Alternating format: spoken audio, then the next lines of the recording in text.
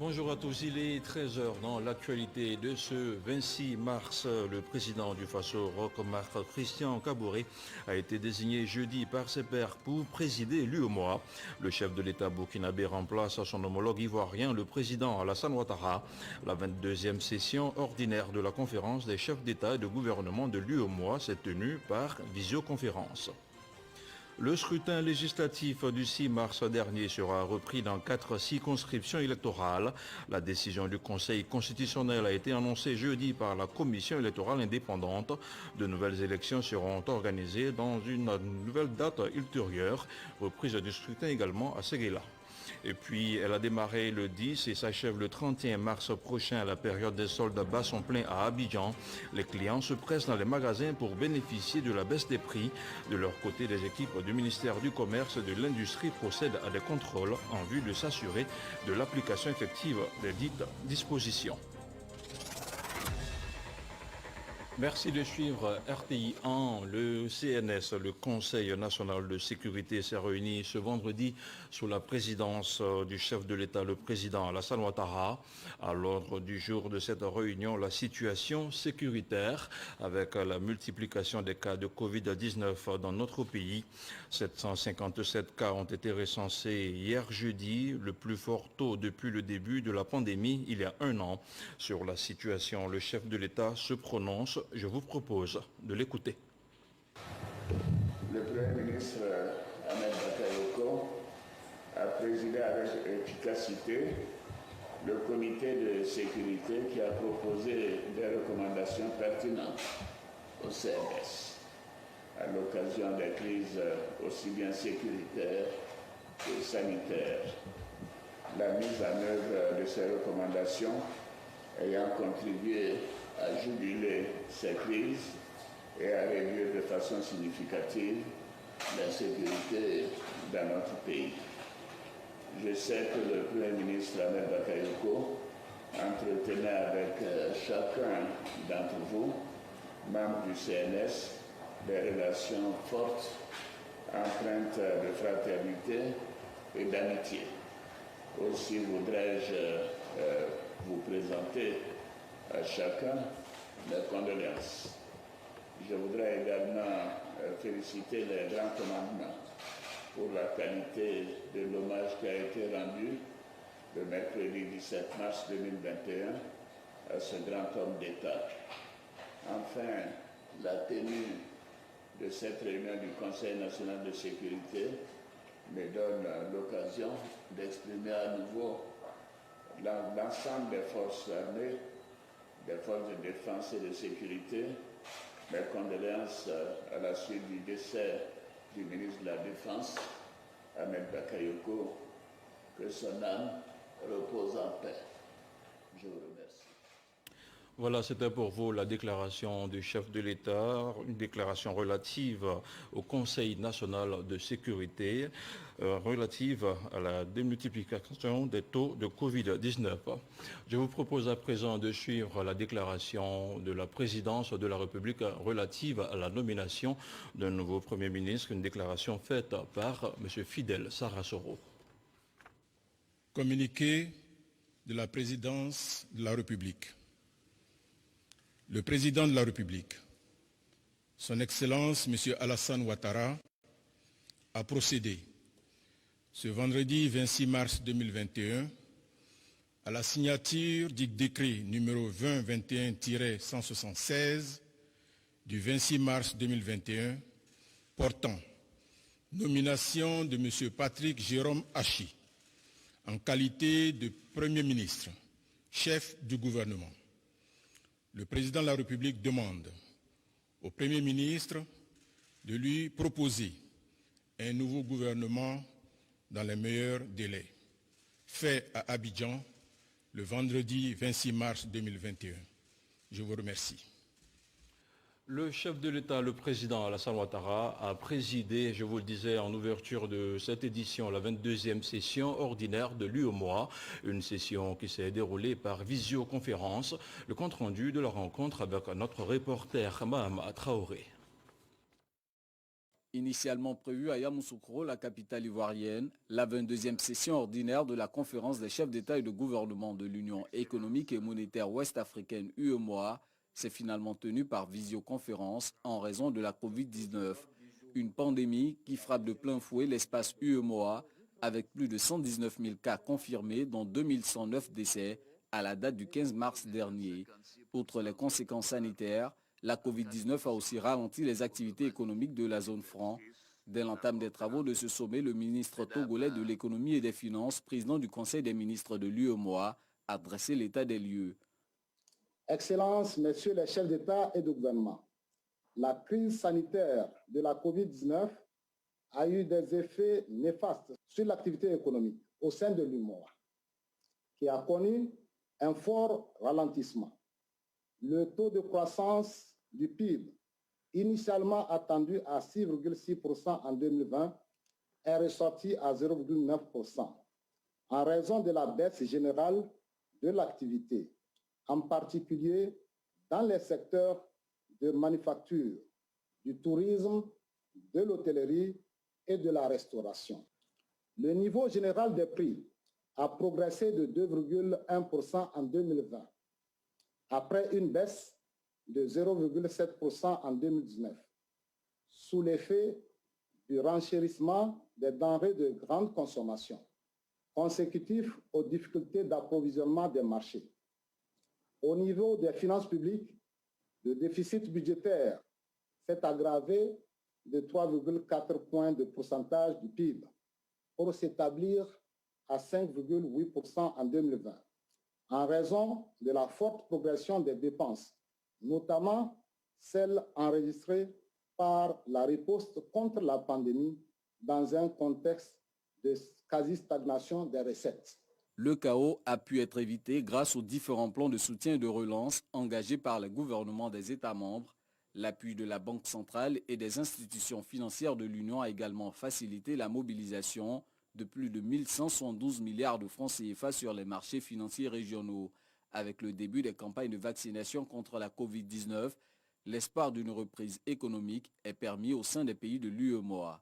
Les perspectives pour l'année 2021 laissent entrevoir une reprise de l'activité économique dans l'Union avec un taux de croissance estimé à 5,8% en lien avec la mise en œuvre des plans de riposte et de relance dans tous les États membres. À cet égard, des mesures vigoureuses sont engagées par les organes et institutions communautaires pour soutenir et accompagner les efforts des États. Dans ce cadre, la BCEAO, en concertation avec l'agence UEMOA-Titres, a lancé les obligations de relance pour la mobilisation des ressources nécessaires au financement de ces plans. J'invite l'ensemble des partenaires techniques et financiers de l'Union à se mobiliser pour appuyer les États membres dans la mise en œuvre des plans de relance en vue d'un retour rapide à une croissance forte.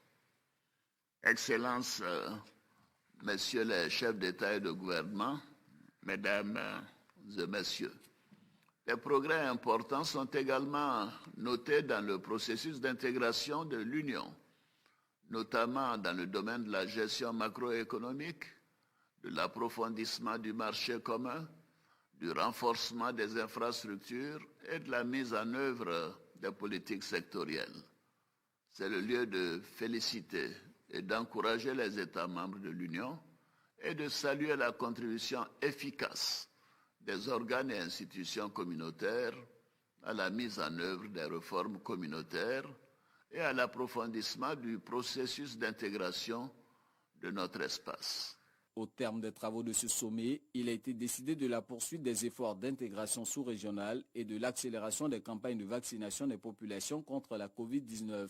Les chefs d'État ont également fait le point de la situation sécuritaire de la zone UEMOA et défini un cadre institutionnel au renouvellement des organes, ce qui permettra à chaque pays membre d'être représenté dans les instances dirigeantes.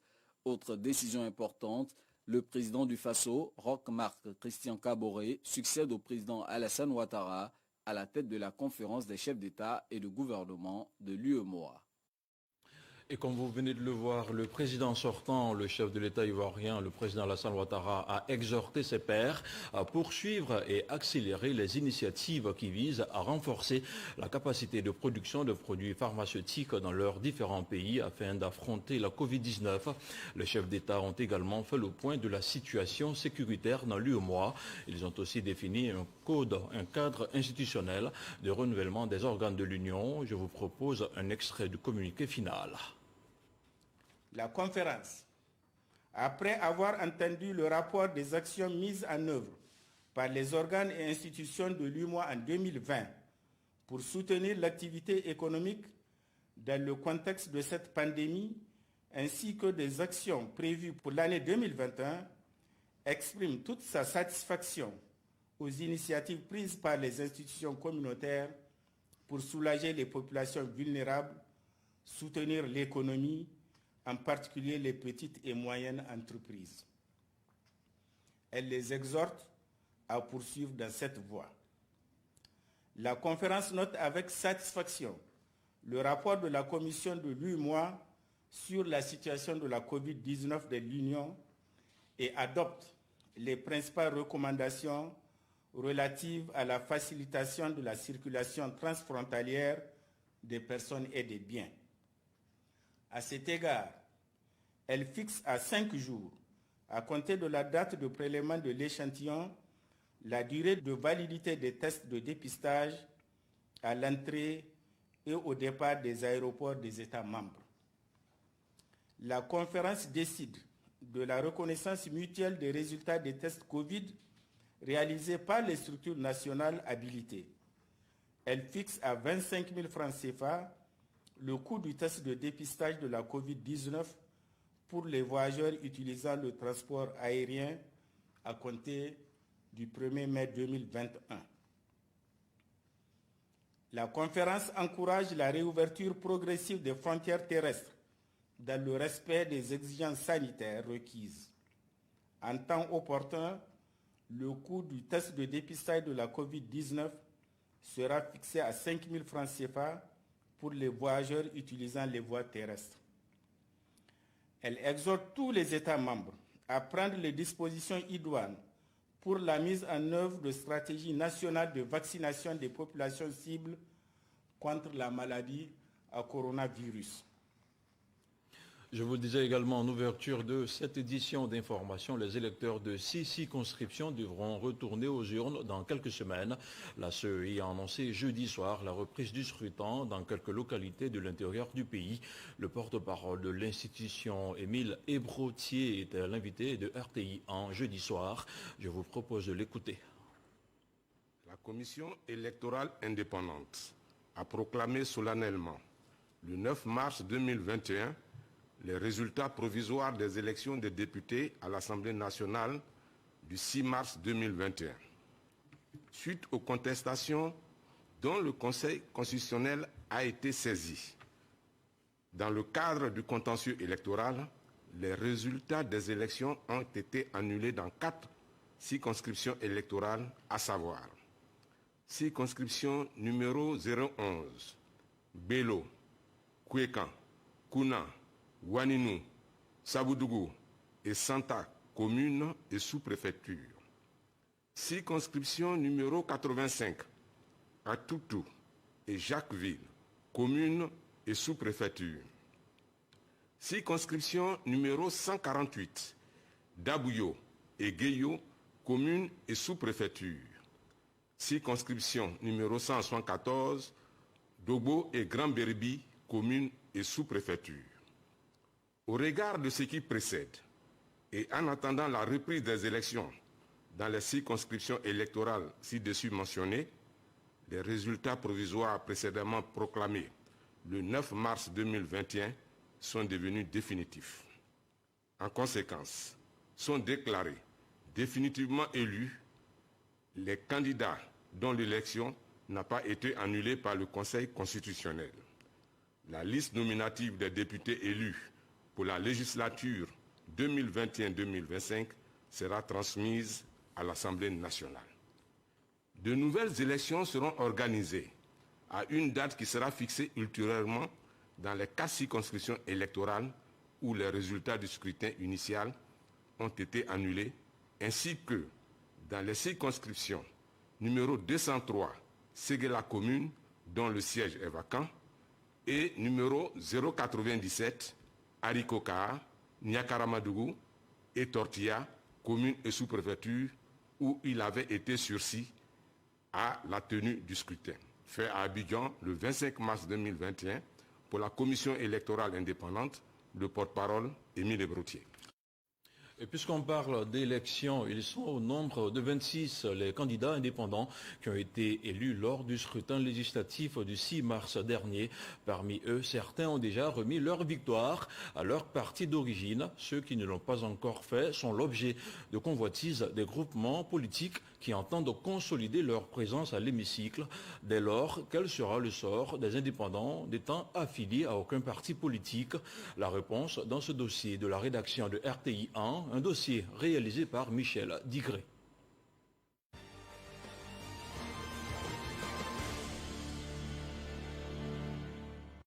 Nous sommes au lendemain des législatives 2021. Après la proclamation des résultats provisoires par la CEI, chaque état-major a sorti sa calculatrice pour les décomptes. Ces résultats montrent bien la suprématie du RHDP sur les autres partis politiques. Vous allez voir que sur toute l'étendue du territoire national, nous sommes présents. Le RHDP rafle 137 sièges sur 255. La coalition PDCI-EDS remporte, elle, 50 sièges. Il est vrai que le parti au pouvoir a la majorité, mais on est heureux parce que Yopougon est tombé. Et ça fait plaisir. Le PDCI-RDA seul obtient 23 sièges, EDS 8 sièges, le Front populaire ivoirien 2 sièges. Pour la plateforme dirigée par l'UDPCI, Albert Mabritoakeus dresse le bilan.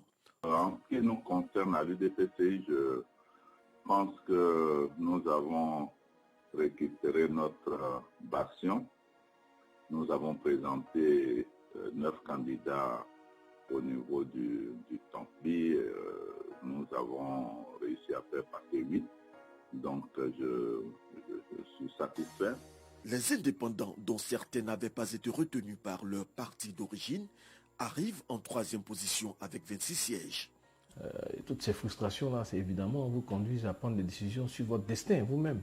Et en ce qui me concerne, je suis obligé de prendre mon destin à bras-le-corps, avec beaucoup de courage, avec beaucoup d'abnégation. Et Dieu est faisant grâce, les populations qui n'aiment pas du tout l'injustice ont décidé de porter le choix sur ma personne. Et je ne peux que dire merci à toute la population de Djouablin, toute la population de la Yabé, et dire que je suis tout simplement à leur disposition.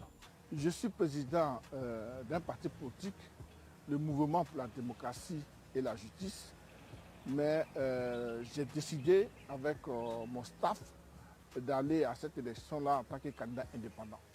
C'était donc une stratégie pour nous, pour ratisser l'âge, parce qu'on était en face de 3 grands partis politiques, le PDCI, le FPI, et Tendance Laurent Gbagbo, le RHDP. Et on voulait simplement se démarquer de ces partis politiques-là, se présenter en tant que candidat indépendant. Et je pense que nous avons bien fait de le faire parce que nous avons gagné à ce titre-là les élections. Avec 70 sièges en 2016, après la proclamation faite par la CEI, les indépendants en 2021 ne sont que 26. Qu'est-ce qui explique cette régression? Déjà en 2016, vous avez les partis politiques pro-Gbagbo qui n'étaient pas candidats.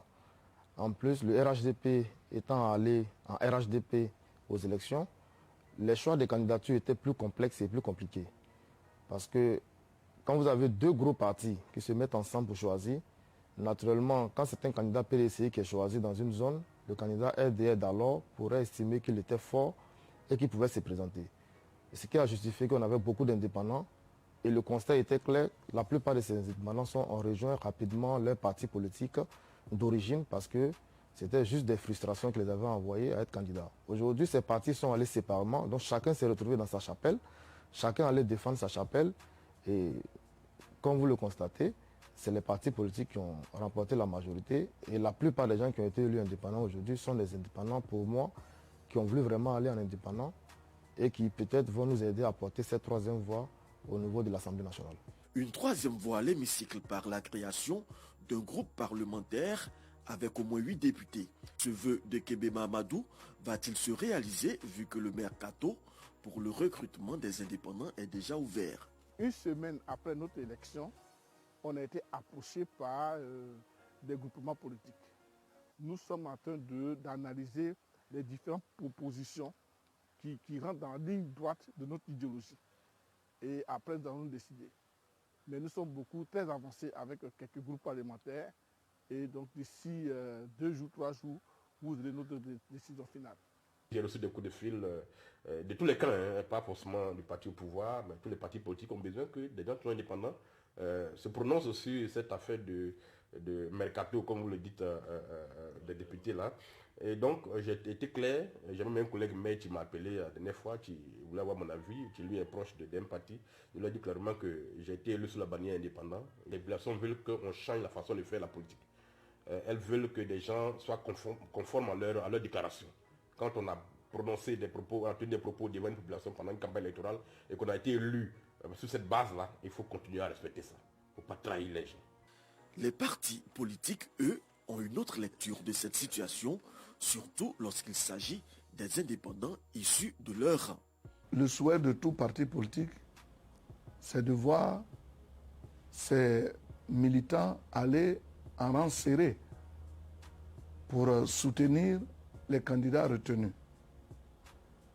Mais tout comme aussi les partis politiques, il y a toujours des gens qui se désolidarisent des choix qui sont faits et qui décident d'aller en indépendant. En tout cas, la plupart des indépendants sur le terrain ont fait savoir que s'ils gagnaient, ils ramenaient leur victoire au RHDP. Maintenant qu'ils ont gagné, pour nous, c'est une formalité. Cette formalité, plusieurs élus indépendants l'ont déjà remplie auprès du RHDP. Écoutez, ça a été une décision rationnelle, une décision objective. J'ai jugé qu'il était important pour moi de m'associer à cette Côte d'Ivoire plurielle, solidaire, forte, de façon à ce que nous puissions entamer, pour ne pas dire consolider le développement qui est déjà en cours et l'entamer dans les 2 sous-préfectures que je représente, qui sont Timlikro et Anoumaba. Les indépendants sortis des entrailles du PDCI RDA devront eux aussi opérer un choix. J'ai été élu par des populations, par une équipe qui m'a véritablement soutenu pour mener cette campagne-là.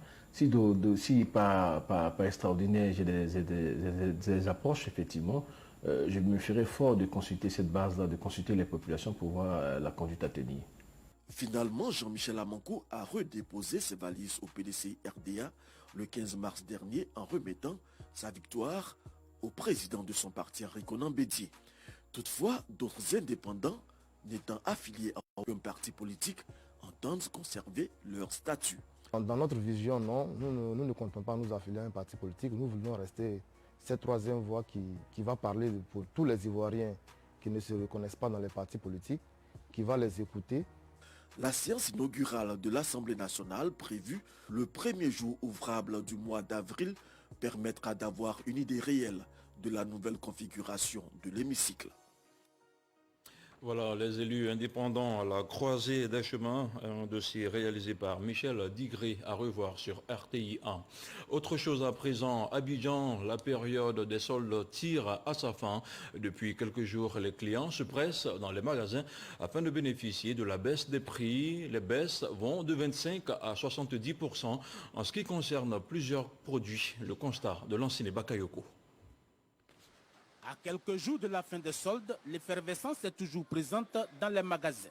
Virginie Thiomoko est une habituée de ces périodes de gros rabais, mais cette année est bien particulière. Cette année, j'ai fait assez d'achats, surtout dans différents magasins. Il y a de jolis vêtements et les soldes, il y en a de 70% même. Donc vraiment, j'en ai pris pour toute la famille. Comme Virginie, des centaines de clients ont suivi aujourd'hui la piste de bonnes affaires dans cet hypermarché situé dans la commune de Marcory. À côté de ce magasin de vêtements, des rayons pour matériel électroménager et surtout des bijoux à prix d'or. Par exemple, ces bracelets-là coûtent à 15 000. Mais aujourd'hui, à cause des soldes, on peut les revendre à 10 000. Ceux-là sont à transmission, les parcelles en argent. On peut les vendre jusqu'à 25 000 deniers, puis tout ça à cause des soldes. Mais un protocole sanitaire oblige, il a fallu s'organiser pour attirer davantage de clients. On envoie des SMS, on communique même sur les réseaux sociaux. Et du que l'année passée n'a pas été facile pour nous à cause de la Covid. Et cette année, beaucoup de la population ivoirienne a répondu. Quand les articles à prix 18 ne sont en plus soldés, il n'est plus question d'hésiter. Malgré l'euphorie, les règles doivent être respectées. Le ministre du Commerce a instruit tous ses services à l'effet de contrôler et de vérifier que ces opérations de solde se font dans la transparence et dans la régularité. Les clients sont aussi intéressés par les produits de quincaillerie et les matériaux de construction. Des produits souvent réputés hors de prix. C'est pourquoi ces soldes, un moment très attendu par Anne-Marie Tapé pour s'équiper. Chaque jour, elle fait au moins un tour dans ce magasin sur la route de Bingerville et n'hésite pas à acheter de nombreux articles pour sa famille. J'ai une grande maison, donc ça fait que j'ai profité en même temps, aménager tout en même temps. Là, je continue encore. Depuis que je sors de là, je viens à chaque fois. J'étais là hier, je reviens encore aujourd'hui. Quand je vois quelque chose qui me plaît, je reviens demain encore. Même si les cas sont de moins en moins nombreux, les clients ne sont pas à l'abri d'arnaques. Le contrôleur est obligé de lui-même procéder à des calculs.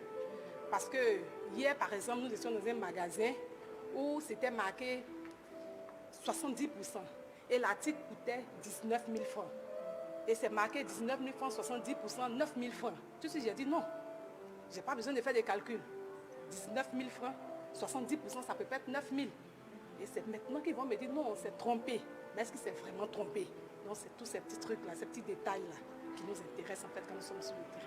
Mais dans cette surface très colorée, les choses se passent dans les règles de l'art. Vous avez le prix après la solde et vous avez le prix avant la solde. Donc nous rentrons dans tous les détails pour que le client ait une idée claire de la solde. Quand les soldes permettent de faire de bonnes affaires, il ne reste plus qu'à siroter un succulent soda sur des airs forcément mélodieux.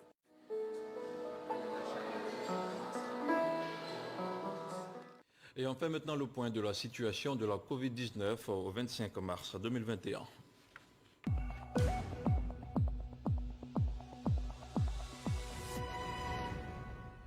Le ministère de la Santé et de l'Hygiène publique a enregistré jeudi 757 cas de Covid-19 sur 4 649 échantillons prélevés, soit 16,3% de cas positifs, 477 guéris et 5 décès.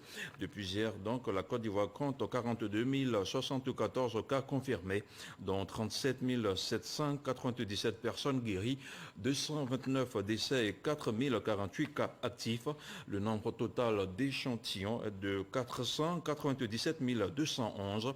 Le 24 mars, 1649 personnes ont été vaccinées avec un total de 29 535 personnes vaccinées contre la Covid-19 du 1er au 24 mars.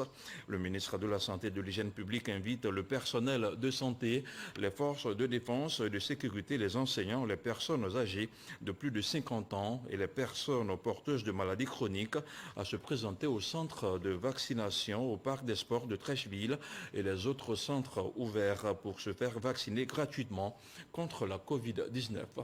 Et c'est officiel, depuis jeudi, l'Organisation mondiale de la santé, l'OMS, a validé l'élimination de la trypanosomiase ou encore la maladie du sommeil qui n'est plus un problème de santé publique en Côte d'Ivoire. L'annonce officielle a été faite par le ministre de la Santé et de l'Hygiène publique. Plus de détails avec Franck Kouadio.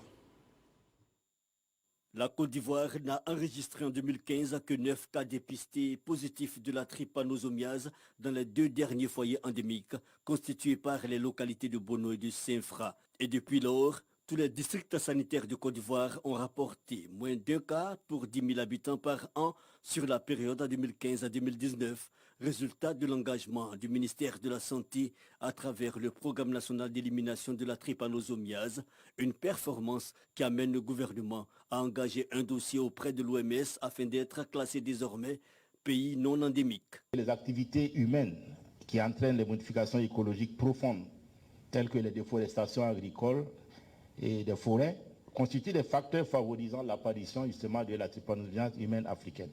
Une maladie est considérée comme éliminée lorsqu'on parvient à arrêter sa transmission et à en annuler l'incidence dans une zone géographique bien définie, grâce à une action délibérée. Pour ce qui est de la trypanosomie humaine africaine, et selon les recommandations de l'Organisation mondiale de la santé, elle est considérée comme éliminée lorsque la prévalence passe en dessous de 1 cas pour 10 000 habitants pendant au moins 5 ans. Et le pays endémique est invité alors à transmettre à l'OMS un dossier de demande de validation de l'élimination de la maladie en tant que problème de santé publique. La procédure marche. La lettre de validation du dossier est remise par le représentant de l'OMS en Côte d'Ivoire au ministre Eugène Awele, à charge d'annoncer officiellement la bonne nouvelle. La lutte contre la THA a pris la dimension d'une lutte contre la pauvreté, dans la mesure où plus de la moitié de nos frères et sœurs, acteurs de nos économies, sont loin des grandes voies de communication, là où s'arrête la route. Fort heureusement, les efforts de mise au point des tests de dépistage rapide, l'affinement des tests de confirmation et surtout la mise au point de nombreux médicaments pour la prise en charge des malades avec moins d'effets secondaires nous ont conduit inéluctablement à l'élimination de la trypanosomiase humaine africaine. Le ministre a salué l'appui de la France et exhorté tous les acteurs impliqués dans cette lutte à œuvrer efficacement à l'éradication totale de la maladie du sommeil d'ici à 2025. Des attestations ont été remises aux acteurs chercheurs et pionniers de la résilience de la Côte d'Ivoire face à cette maladie dont l'agent pathogène est la mouche tsetse. Et dans l'actualité hors de chez nous, 6 jeunes Maliens ont été tués jeudi dans le nord-est du pays lors d'une frappe décrite par la force française Barkhane comme visant des djihadistes. Les notables locaux, eux, parlent de jeunes chasseurs tués alors qu'ils traquaient du gibier. Ils demandent l'ouverture d'une enquête et que les responsabilités soient établies. C'est la deuxième fois en quelques mois qu'une intervention aérienne française donne lieu à des versions opposées.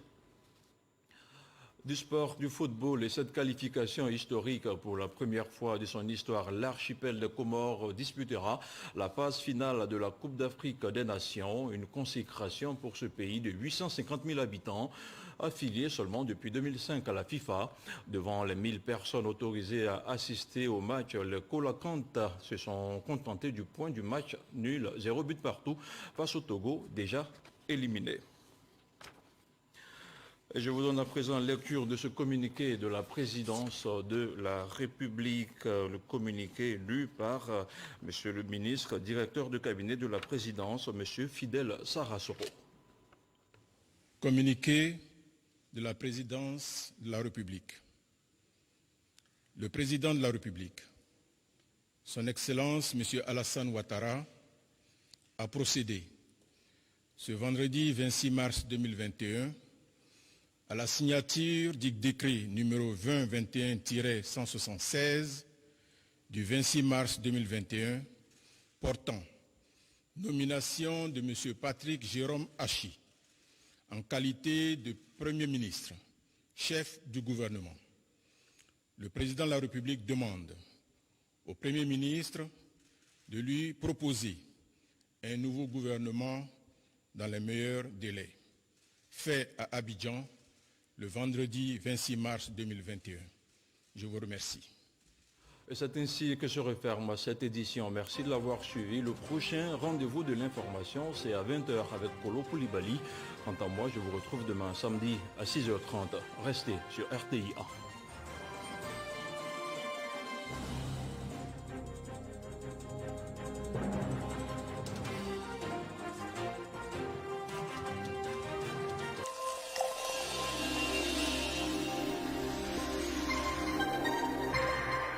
Nous introduisons Nestlé Milo